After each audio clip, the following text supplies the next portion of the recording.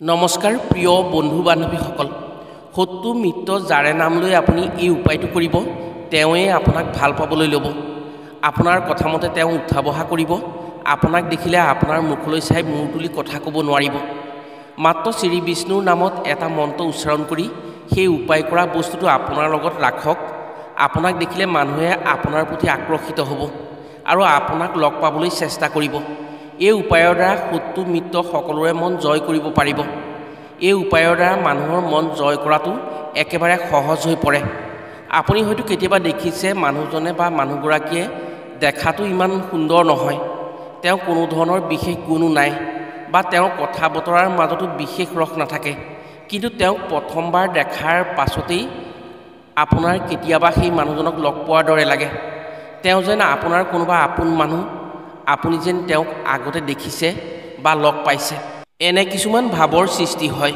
এনে ভাৱ কিয় হয় জানেনে এনে ভাৱ সৃষ্টি হয় কেৱল মাত্ৰ তেওঁৰ গাত থকা মোহিনী শক্তিৰ জৰিয়তে আপুনি যদি এই উপায় কৰি যিকোনো লোকৰ সন্মুখত সেই উপায় কৰা বস্তুটো নিজৰ গাত হানি যাব পাৰে তেনে আপোনাক দেখিলে মানুহে আকৰ্ষিত হ'ব আৰু আপোনাক আদৰ সন্মান কৰি আপোনাক দেখা ব্যক্তিয়ে আপোনাৰ কথা মতে উঠা বহা কৰি চলিব এই উপায় কোনো তান্ত্ৰিক উপায় নহয় সম্পূৰ্ণ আধ্যাত্মিক উপায় এই উপায়ৰ ফলত যিকোনো শত্ৰুৰ মন জয় কৰিব পাৰি বিশেষকৈ যিসকলে আপোনাক হিংসা কৰে বা হিংসাৰ চকুৰে চাই সেইসকলে আপোনাক দেখিলে কেতিয়াও হিংসা কৰিব নোৱাৰে হিংসা কৰাৰ বিপৰীতে আপোনাৰ প্ৰতি আকৰ্ষিত হ'ব আৰু আপোনাৰ কথাত সমৰ্থন জনাই আপোনাক ভাল পাবলৈ ল'ব আপুনি যদি আপোনাৰ শত্ৰুক বশ কৰিব বিচাৰে বা আপোনাক হিংসা কৰা মানুহক আকৰ্ষিত কৰি সেই ব্যক্তিৰ মন জয় কৰিব বিচাৰে তেনে আজিৰ ভিডিঅ'টো আপোনাৰ বাবে অত্যন্ত আৱশ্যকীয় ভিডিঅ' এই উপায় যিকোনো ব্যক্তিয়েই কৰিব পাৰে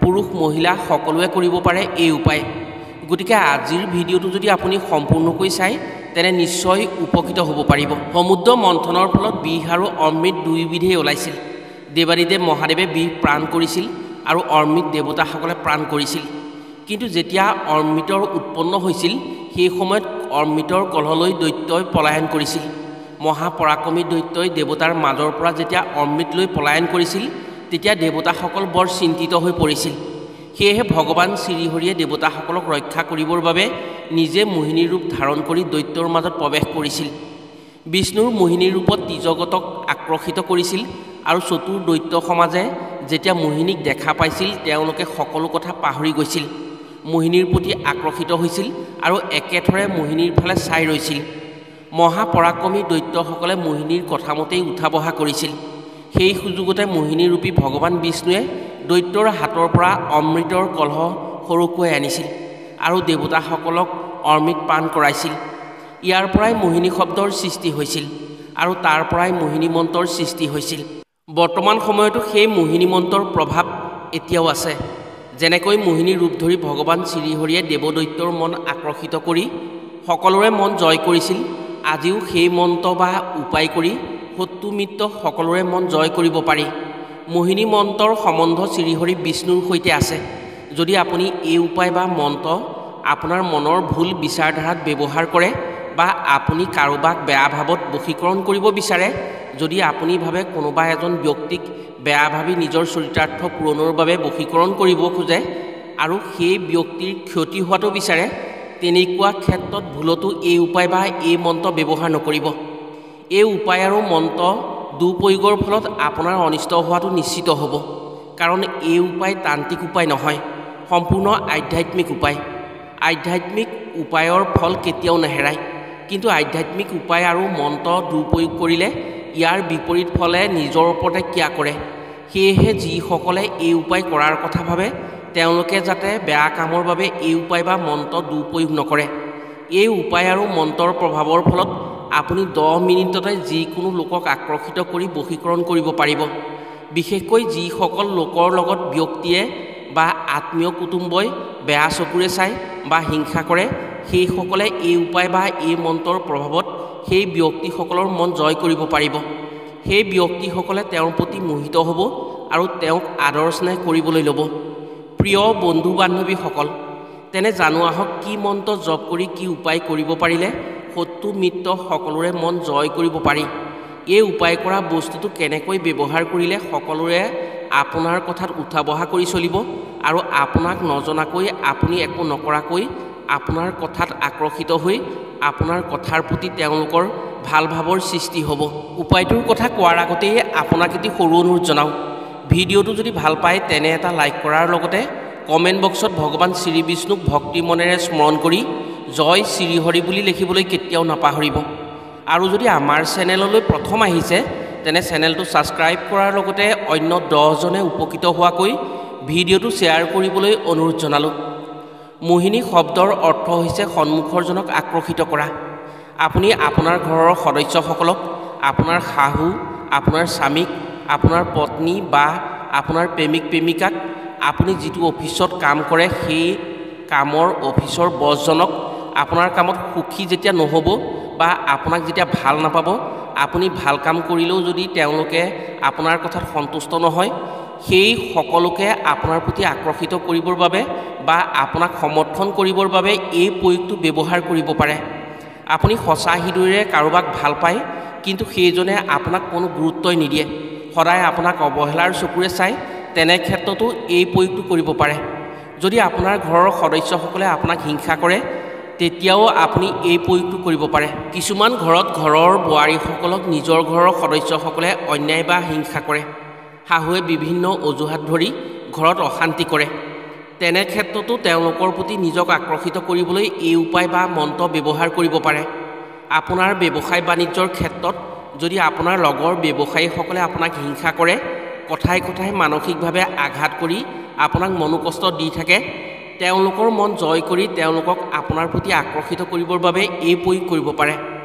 আপোনাৰ শাহুৱে যদি আপোনাক হিংসা কৰি আপোনাৰ বিৰুদ্ধে ষড়যন্ত্ৰ কৰি আপোনাৰ স্বামী আৰু আপোনাৰ মাজত বিভিন্ন কথা বতৰা লগাই ভগাই আপোনাৰ যুগ্ম জীৱনত অশান্তি দিয়ে, তেনে ক্ষেত্ৰতো যদি আপুনি এই প্ৰয়োগ কৰিব পাৰে, তেনে শাহুৱে আপোনাৰ প্ৰতি আকৰ্ষিত হৈ আপোনাক নিজৰ ছোৱালীৰ দৰে ভাল পাবলৈ ল'ব আৰু আপোনাৰ প্ৰতি আকৰ্ষিত হ'ব। যদি আপোনাৰ স্বামীয়ে আপোনাক গুৰুত্ব নিদিয়ে, আপোনাৰ হাতৰ মুঠিত আপুনি স্বামীক ৰাখিব পৰা নাই, স্বামীক আপুনি নিজৰ হাতৰ মুঠিলৈ আনিব বিচাৰে, তেনে এই প্ৰয়োগ কৰি মনৰ ইচ্ছাৰে আপোনাৰ স্বামীক মন জয় কৰি আকৰ্ষিত কৰিব পাৰিব। খালি আপুনি যোগাত্মক চিন্তা কৰি আপুনি এই উপায়টো কৰক আৰু আপোনাৰ অসুবিধাসমূহ দূৰ কৰক। কেতিয়াবা কেতিয়াবা সৰু সৰু ভুল বুজাবুজিৰ বাবে আপোনাৰ মিত্ৰই আপোনাক সংগ এৰি লাহে লাহে আঁতৰি যায়, পাছত আপোনাৰ শত্ৰুতা কৰিবলৈ আৰম্ভ কৰে। তেনে ক্ষেত্ৰতো আপুনি এই প্ৰয়োগ কৰিব পাৰে। তেনে ক্ষেত্ৰত আপোনাৰ মিত্ৰজনে পুনৰ মিত্ৰ হৈ পৰিব, আপোনাৰ প্ৰতি পুনৰ আকৰ্ষিত হৈ ভুল বুজাবুজিৰ পৰা শুদ্ধ পথলৈ আহিব। এই প্ৰয়োগৰ ফলত যিকোনো ব্যক্তিয়ে 100% আপোনাৰ প্ৰতি আকৰ্ষিত হ'ব আৰু আপোনাৰ কথাত উঠা বহা কৰি চলিব। যদি কোনো লোকে আপোনাৰ পৰা টকা ধাৰলৈ নি দিব খোজা নাই, আপুনি বহুবাৰ কোৱাৰ পাছতো যদি আপোনাৰ কথাৰ প্ৰতি গুৰুত্ব দিয়া নাই, তেনে এই উপায় কৰি আপুনি তেওঁৰ সন্মুখলৈ যাওক। আপুনি নোকোৱাকৈ আপোনাক দেখিলে আপোনাক দিবলৈ থকা টকাৰ কথা মনত পৰি আপোনাক আগতীয়াকৈ ক'ব, আপোনাৰ চিন্তা কৰিয়েই আপোনাক বস্তুটো ঘূৰাই দিব। প্ৰিয় বন্ধু বান্ধৱীসকল, এতিয়া উপায়টোৰ বিষয়ে জানো আহক। আপুনি মাহৰ শুক্লপক্ষৰ যিকোনো এটা বৃহস্পতিবাৰে এই উপায়টো কৰিব লাগিব। বৃহস্পতিবাৰটো ভগৱান শ্ৰীহৰিৰ লগত সম্পৰ্ক আছে। বৃহস্পতিবাৰটোত ভগৱান শ্ৰী বিষ্ণুক পূজা কৰা হয়। সেয়েহে বৃহস্পতিবাৰে আপুনি যদি এই প্ৰয়োগটো কৰে তেনে সুফল পোৱাটো নিশ্চিত হ'ব।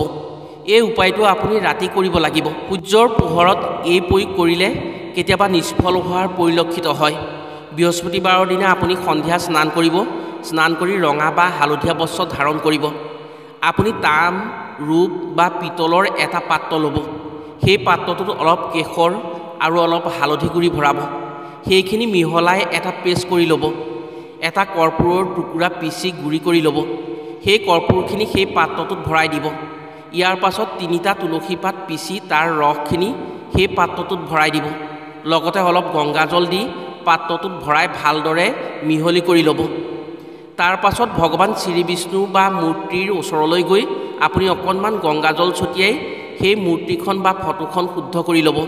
এগছি বন্তি জ্বলাই উত্তৰমুখীকৈ বহি ভগৱান শ্ৰী বিষ্ণুৰ চৰণত এখন হালধীয়া বস্ত্ৰ পাৰি সেই পাত্ৰটোৰ কাপোৰখনৰ ওপৰত থ'ব। ইয়াৰ পাছত শ্ৰীহৰি বিষ্ণুৰ মূৰ্তি বা ফটোখনত হালধি আৰু চন্দনৰ তিলক দি হাতযোৰ কৰি মনতে ভগৱান শ্ৰী বিষ্ণুক স্মৰণ কৰি ক'ব, হে ভগৱান, মই মোহিনী মন্ত্ৰটো সিদ্ধ কৰিব ওলাইছোঁ। এই কাৰ্য যাতে সৰ্বব্যাপী হয়, এই মন্ত্ৰৰে কৰা উপায় যাতে জগত মোহিত হয়। মই যাকেই ইচ্ছা কৰোঁ তাকেই যাতে মোহিত কৰিব পাৰোঁ। মোৰ প্ৰতি তোমাৰ কৃপাত যাতে সকলো সন্তুষ্ট হৈ থাকে। এই কথা কৈ আপুনি শ্ৰীহৰি বিষ্ণুক প্ৰণাম কৰি আপোনাৰ মনটো শুদ্ধ কৰি ল'ব। সেই সময়ত আপুনি কাৰো কথা মনলৈ নানিব। যদি আপুনি কাৰোবাৰ ছবি মনলৈ আনে তেনে সেই ব্যক্তিহে আপোনাৰ প্ৰতি সেই উপায়টোত আকৰ্ষিত হ'ব। সেয়েহে উপায় কৰাৰ সময়ত কোনো লোকৰ ছবি আপুনি মনলৈ নানিব। যদি আপুনি উপায়টো কৰোঁতে কোনো ব্যক্তিৰ কথা মনলৈ নানে বা কোনো ব্যক্তিৰ ছবি মনলৈ নানে তেনে সেই উপায় সৰ্বব্যাপী হ'ব। ইয়াৰ পাছত সেই পাত্ৰটো নিজৰ হাতত লৈ পাত্ৰটোত নিজৰ সোঁহাতৰ অনামিকা আঙুলিটো ভৰাই তাত থকা বস্তুকেইটা মিশ্ৰণ কৰি মুখেৰে এই মন্ত্ৰটো 108 বাৰ জপ কৰিব। ওম হিং ৰূপৱতী কামিনীয়ে স্বাহা, ওম হিং ৰূপৱতী কামিনীয়ে স্বাহা। ইয়াৰ পাছত আপুনি সেই পাত্ৰৰ পৰা সেই পেষ্টখিনিৰে নিজৰ কপালত এটা ফোট ল'ব। সেই পাত্ৰটো তাৰ পৰা আনি আপোনাৰ নিৰ্দিষ্ট এটা ঠাইত ৰাখিব। উপায়টো কৰা দিনাৰ পৰা আপুনি 21 দিন সেই পেষ্টৰ পৰা স্নান কৰি এটা সৰুকৈ ফোট ল'ব। যদি পেষ্টখিনি শুকাই যায় তেনে তাত কিছু গংগাজল মিহলাই ল'ব পাৰিব। ইয়াৰ পাছত আপুনি ক'ৰবালৈ গ'লে বা কিবা কামত গ'লে সেই পাত্ৰৰ পৰা এটা ফোট লৈ যাব। আপুনি য'তেই যাব তাতেই আপোনাৰ সমাদৰ দুগুণ হ'ব। আপোনাৰ মান সন্মান বাঢ়িব। আপোনাক সকলোৱে সন্মান কৰিব। কোনেও আপোনাক মূৰ তুলি কথা ক'ব নোৱাৰিব। আপোনাৰ কথাত সকলোৱে সমৰ্থন জনাব। সেই ফোট আপোনাৰ কপালত থকা পৰ্যন্ত সকলো মানুহ আপোনাৰ প্ৰতি আকৰ্ষিত হ'ব। প্ৰিয় বন্ধু বান্ধৱীসকল, এই উপায় যদি আপুনি শুদ্ধভাৱে কৰিব পাৰে তেনে আপুনি সেই উপায় কৰা সেই পেষ্টখিনিৰ পৰা এটা তিলক লৈ যদি আপুনি যোন জেগাত যায় সেই ঠাইৰ মানুহে আপোনাৰ প্ৰতি আকৰ্ষিত হ'ব আৰু আপোনাক ভাল পাবলৈ ল'ব। আশা কৰিছোঁ আজিৰ ভিডিঅ'ৰ জৰিয়তে নিশ্চয় উপকৃত হ'ব পাৰিছে। আজিলৈ ভিডিঅ'টো ইমানতে সামৰিছোঁ। পুনৰ অন্য এটি ভিডিঅ'ৰ জৰিয়তে লগ পোৱাৰ প্ৰতিশ্ৰুতিৰে আজিলৈ আহোঁ। সকলো ভালে থাকক, সুস্থ থাকক। ধন্যবাদ।